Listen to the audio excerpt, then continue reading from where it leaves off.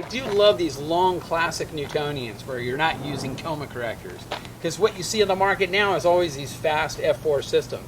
I just love the idea of these long F ratios. They're so beautiful. So you'll notice these really beautiful rotating rings here that just move with fingertip precision on these bearings here.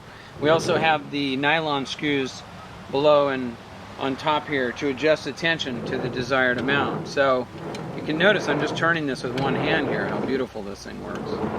Very nicely.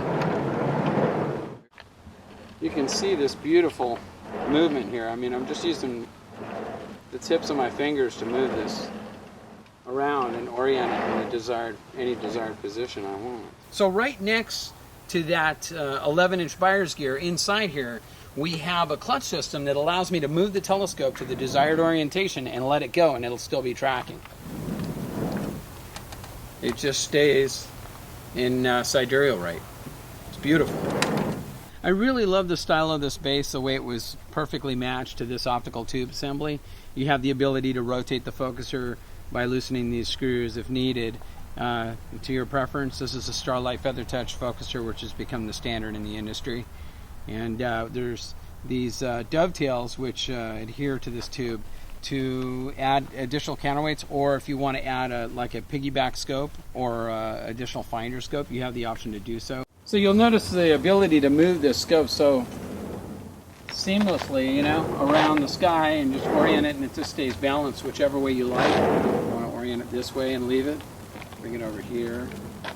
And don't forget, I even have the ability to adjust it, the tension of it as well, so it has a really nice fluid movement to it, you know. We have the dovetail here for the counterweights to balance the OTA, as well as these holes here to adjust the collimation screws attached to the mirror cell. And then we also have the fan here, the cooling fan. So this thing's not like one of those F4 light buckets. You can get away without using a coma corrector if you want. The images are really very, very sharp to the edge at nearly f6 with this telescope without any kind of coma corrector in it. But views of the deep sky are absolutely beautiful. The contrast is high.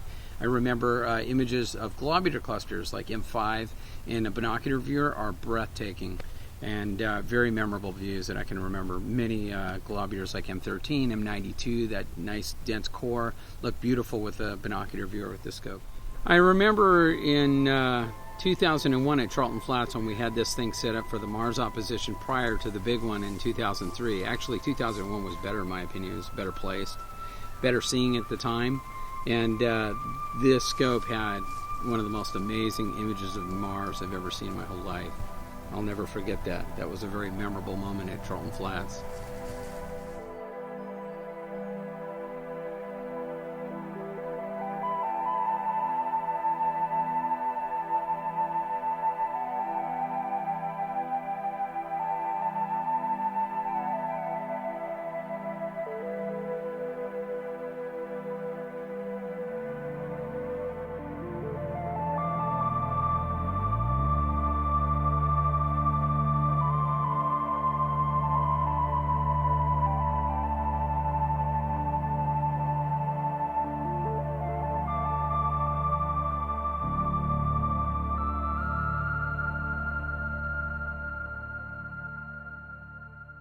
Yeah, this mount was completely redesigned by John Pons for this telescope, who's got a lot of experience with designing mounts, different types. This is your altitude adjustment right here, you'll notice. And as well as these knobs here can be loosened, so if you want to adjust the azimuth a little bit. You have the option to completely detach this mount from this plate, from these portable legs here, if you wish to have a permanent installation using this mount here. So in addition to the present optical tube, we have these additional optical tube pieces which allow you to use a 3-vane spider for planets, which is really nice because you get 6 faint little diffraction spikes. And basically at high magnification they just vanish altogether, utterly. And you can see the baffling inside these. They're very, very lightweight. Undone, of course, but included. There's also an additional edge support system, an upgraded edge support system from the prior.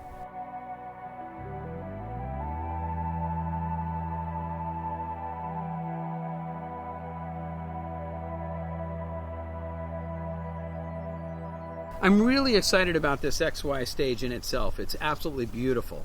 And you'll see, I'll just take this and just slide this on here. I mean, I got two brass screws here that have no effect on the anodization or aluminum underneath. So I can move this. I can piggyback a camera or small, piggyback scope on here, and I got these stages here, these adjustment screws to adjust this stage. Absolutely beautiful. You'll notice it's spring-loaded here. Tension here. I can adjust it up, down, left, and right, so it's perfectly parallel to the eyepiece on the main scope.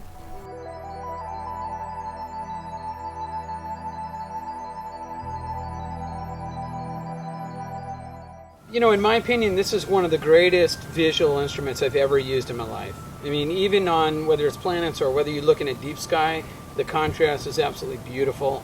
The tube is so beautifully made. The fluid movement, the ball bearings, the mirror cell, the baffled tube, the list is endless. There's so many things that come with this telescope. I just really think it's a beautiful research grade telescope.